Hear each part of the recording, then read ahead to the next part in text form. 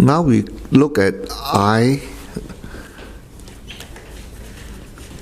in relation to the topic on the switching of designated investment products under the same notice of FAA notice number 16. All right. Now under 2.22 in the box paragraph 42, it says a financial advisor shall not make a recommendation to a client to switch from one designated investment product. Now this is referred to as the original product, right? Which means that the product that the client first purchases from the financial advisor to another designated investment product known as the replacement product. Now all the products that we are talking about here must be the designated investment products under the Financial Advisors Act, all right, which we referred to earlier in chapter 2, right? Now, in a manner that would be detrimental to the client. The key word there is detrimental to the client. In considering whether a switch is detrimental, the MAS will have regard to a number of factors. All right. So this is quite a tricky issue when a financial advisor asks the client to switch from one product to another product. All right. This is relatively common in the practice. Where a financial advisor asks clients to switch from one unit trust to the next, or from one insurance product to the next. All right. So, in considering whether the switch is detrimental, meaning harmful to the client, the MAS will look at the following factors. One, whether the client suffers any penalty for terminating the original product. All right. If I were to terminate the product, all right, so do I need to pay some kind of a penalty or termination fees? All right. So that's the first one. B, whether the client will incur any transaction costs. So if I go on to the replacement product, the new product, all right, do I need to pay more? All right, without gaining any real benefit from such a switch. If I have to pay more, well, that's fine, right? But I must have some real benefit. So if you ask a client to switch, all right, you ask me, for example, I'm a client and you ask me to switch, and then I got to pay transaction costs with no real benefit from the switch, then the MAS may consider that as detrimental. And then paragraph C reads there, whether the replacement product confers a lower level of benefit at a higher cost, or even same cost to the client, or the same level of benefit at a higher cost.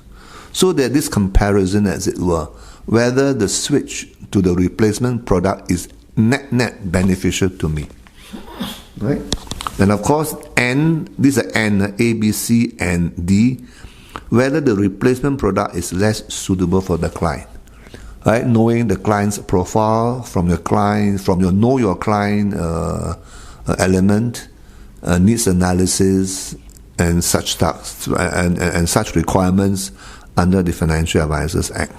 Okay, so that is the key for you to take away, that you can recommend, as a financial advisor representative, you can recommend a client to switch from one designated investment product known as the original product to a replacement product, to a new product. But the switch must not be detrimental to the client. And MAS will consider the 4 points which I have read out to you as factors for MAS to consider whether the switch is detrimental or not. Right? And of course, 4.3 says that a financial advisor which makes a recommendation for the switch, all right, shall comply with the requirements of this notice. Right? And 44, paragraph 44, under that box reads, a financial advisor shall disclose in writing to a client any fee or charge or cost or expense the client would have to bear if he were to switch from one designated investment product to the next. In other words, you have to make sure that the client understands what additional fees or charges or whatever that the client needs to bear in order for the client to switch the product. Now, this is to enable the client to make an informed decision whether to switch or not, right? So, what are the information that will make the client, that will enable a client to make an informed decision, right? So, in other words, the benefits and the costs involved in making the switch. All right, so this notice took effect in 1st January 2012. Okay. Now, as we go along in this course, I will go into greater detail on this issue or this problem of switching of designated investment products under the FAA guidelines. Right, the guidelines, as I've said earlier in chapter 2, is to give more details, as it were, right? More best practices as to how to go about to make sure that the clients are properly advised for the purpose of switching from the original product to the replacement product. Now, there's a note under the particular box. We're under Section 58(5) of the Financial Advisors Act. Any contravention to this, the fine is $25,000, right? Now, as I've said earlier, I mentioned earlier at one point in time, switching is always a problematic issue. Like I said before, if the client loses money on the switch, the client will always make allegations, right? That the financial advisor representative is churning, trying to sell new products and not for the benefit of the customer, but to meet targets set by the financial advisor corporation or by the service provider or by whatever organizations that the financial advisor representatives represents. Okay, so this is always an issue of churning and allegations like that. So, as a representative, as a financial advisor representative, you ought to be careful when you advise clients to switch products. Okay, that covers very briefly that part. Now, under Section 3 of this particular chapter, Chapter 4, very briefly, they also talk about the notice on information to clients and product information disclosure. Now, this is under FAA number 3, notice number 3. All right, now FAA notice number 3 sets out the standards to be maintained by the licensed financial advisor and the exempt financial advisors and its representatives with respect to the information that they disclose to the client. Well, this particular notice, FA number 3, has last been revised on 5th October 2018. All right, as you have seen, as we are going along this course, that the notices have always been updated because of changes in circumstances, changes in products and changes in the industry in general. Right? So this notice provision under FA number 3 is applicable to licensed financial advisors, exempt financial advisors, representatives of financial advisors, persons who are exempted under Regulation 29 of the Financial Advisors Regulations under Reg 2, and representative of persons who are exempted under Regulation 29. In other words, it applies across the board as well. Okay. All right. So, then B talks a little bit more about the persons exempted under notice FA number 3. Right? Okay. Now, very quickly, then we look at the principles, which is under paragraph 5 of the particular box, in terms of section 25, which is being repeated here. All right. Obligation on the licensed financial advisor to disclose to the clients and prospective clients all material information related to any designated investment product, all right, including the form and manner in which the information shall be disclosed. So, like I said earlier, section 25 is a key provision. Now, similarly here in paragraph 5 in this box, it also refers to section 26. All right. All right. Section 25 is an obligation to disclose. Section 26 says that no licensed financial advisor shall, with intent to deceive, make a false or misleading statement as to any amount that will be payable in respect of a proposed contract relating to any investment product or the effect of any provision of a contract or proposed contract relating to an investment product. Right, now we have referred to this earlier, so again I'm not going to belabor this point. So section 25 and 26 are key provisions that I suggest that as financial advisor representatives you take a good look at. All right. In paragraph 6 they set out the general principles in relation to sections 25 and 26. All right. So in relation to general information about the financial advisor and the status of the representative, that's under 6A. Then B, the remuneration of the financial advisor to make it transparent. C, conflict of interest. D, designated investment products. And E, illustration of past and future performance of designated investment products. And F, marketing materials. Right. So all this I will go into further details later on in this course. Because there are guidelines following this particular notice. Now, just to be complete, so under C of this particular chapter 4 under C, general disclosure principles, right? So again, this is under FAA notice number 3, and the box below under 3.4.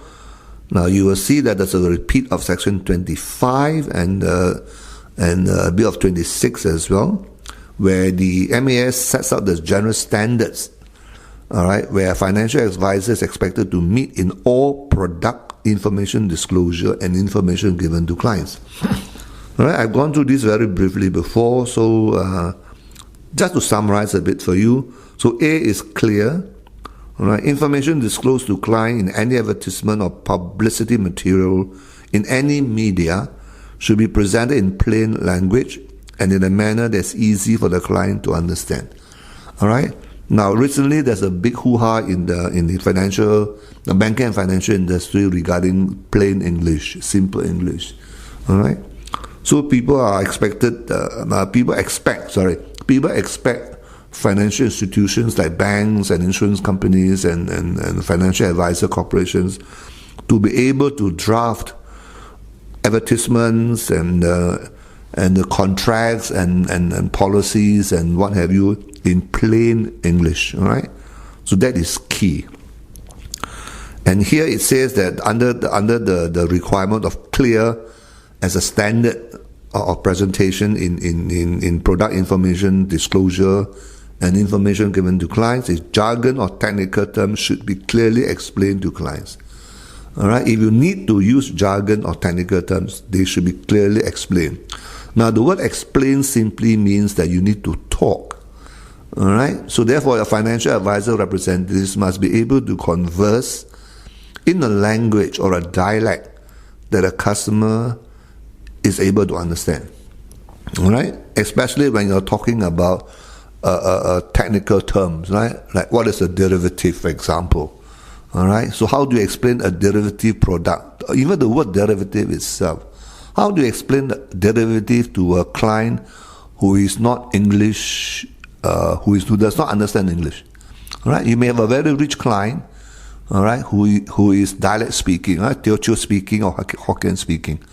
All right, and any other language. So the client may be an Indian customer or Indonesian customer or a Thai customer, right, who does not really understand English. So how are you going to explain to this person a derivative product? Okay, how to explain that? All right, if you're marketing an investment-linked policy, a sub-fund, so how do you explain those technical terms there? All right, so therefore you need to explain. So as a financial advisor representative, you need to be familiar, all right, with the definitions, with the meanings of some of these technical terms. Sometimes I understand, I know it's difficult to avoid technical or jargon, right? And if a financial advisor corporation need to use this jargon or technical terms in their documents, so somebody must be able to explain to a client who does not really understand English. And even for that matter, if a client were to understand English and he's not really finance literacy, having literacy, financial literacy as it were, it is difficult for even an English-speaking person to understand financial jargon, right? I mean, similar to medicine, you know, a doctor will speak in the terms that only doctors can understand, in terms of the medicine or the diagnosis of any illnesses, right? So it's a similar kind of concept. All right. So the standard of clear and simple English is important. All right. Now then, the second standard, all right, the second standard that is required in terms of information and product disclosure, information disclosure, is adequate. All right, information disclosed to clients should meet regulatory requirements. Right, so there are some regulatory requirements to comply with. All right, and must accord with industry best practices. And that's where the guidelines come in. In addition, the information provided should be sufficient to help clients to make an informed decision. Again, this is pretty subjective, all right? But if the matter should go to court, then probably the court will, all right, take an objective position, and say whether a reasonable person, all right, knowing all the facts and the circumstances, all right, will believe or will think that you have given sufficient information to the clients for clients to make informed decisions, right? So that's adequate. That means it must be enough, right, information for the client to make informed decisions. And then under adequate, there's also two warnings and important information such as the nature, objectives of the products, the risks of the products, the fees, the charges, and the contractual rights and obligations should be prominently presented. Underline that. Okay? Prominently presented, and more importantly, clearly explained. All right? So you can explain the thing in simple language, all right, in short sentences, etc. All right? And somebody must be able to do the explanation as well, right? So that is the requirement. That's a standard. Should be prominently presented and clearly explained. Okay. Now that's the second standard as required by the MAS under this particular notice, FAA number 3. Now the third standard is of course not false or misleading. All right. Information disclosed to clients should not be ambiguous in language or presentation. Now, as I said earlier, it is presented in the English language, all right? So therefore, not everybody can really understand what the English language, especially in the Singapore context, where we are multiracial, all right? So end of the day, if you were to write the thing in English, it must not be ambiguous or presentation. It must not be misleading, all right? Now, information relating to investment products should be disclosed in objective and unbiased manner, right? So again, that's a requirement, it's a standard that's required of financial advisor corporations, right? Financial advisors. Okay. So now, in relation to this issue of ambiguity, if there's any word or any clause or any term in a document that is ambiguous, right? And the document generally is drafted by the Financial Advisor Corporation, right? In any of your standard terms and conditions, etc. So if there's any ambiguity in the language of a particular term, then if the matter goes to court, then the court is going to use what is known as the contra proferendum rule and will interpret and construe that particular term in favor of the customer, right? They will give the benefit of the doubt to the customer. And you interpret the ambiguity term against the financial advisor corporation that drafted the words in the contractual document or other documents. Okay. So and then I mean that's apart from the fact that the customer then may mount a civil suit against the company for misleading or for non-disclosure of material facts, if insofar as insurance contracts are concerned. All right. So third, under C3, subsection 3, that opinion is expressed, there should be a reasonable basis for expressing the opinion, and it should be unambiguous stated as that it is a statement of opinion. So there's a difference between statement of fact and the statement of opinion. Now, if the Financial Advisor Corporation, or if you as a financial advisor representative expresses an opinion, you must have a reasonable basis to make that opinion. All right? And it must be clearly stated that this is only an opinion. All right? But whatever it is, you must have some basis to make the opinion. All right?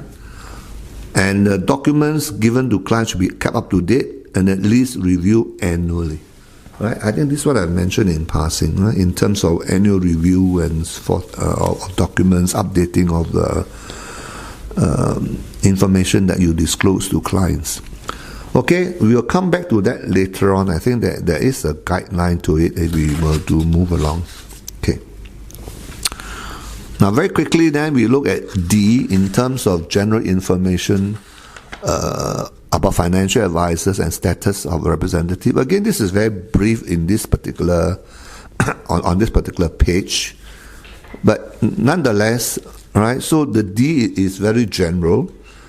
All right. In regards to general information that a financial advisor shall disclose in writing to the client. And here I just draw your attention to 12 in the box under 3.5, 12. Okay, A, B, C, D, and E. Right?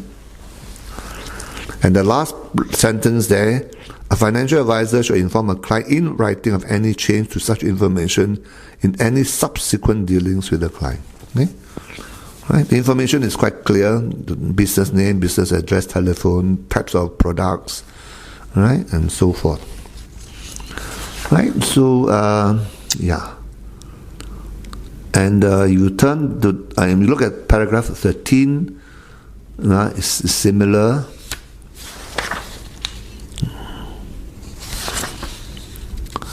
Paragraph 13, it is similar in regard to a representative, right?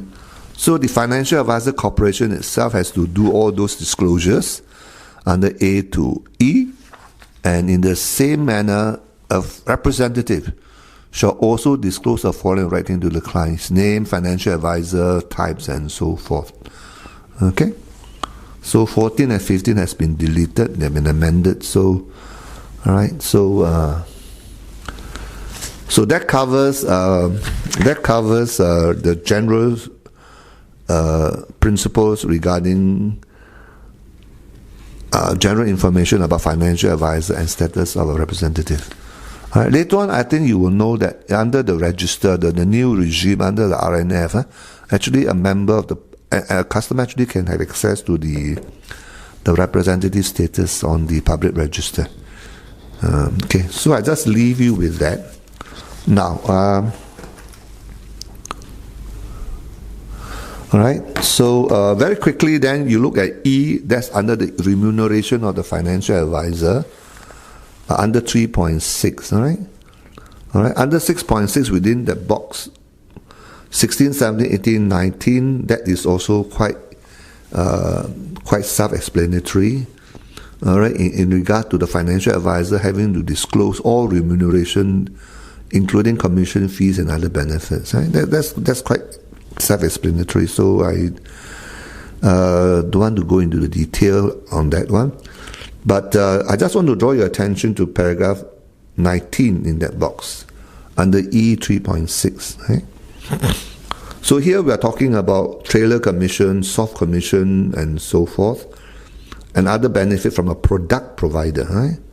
So if a financial advisor corporation receives all these soft dollars and trailer commission and stuff like that, it should disclose to the client the amount of such commission and other benefit.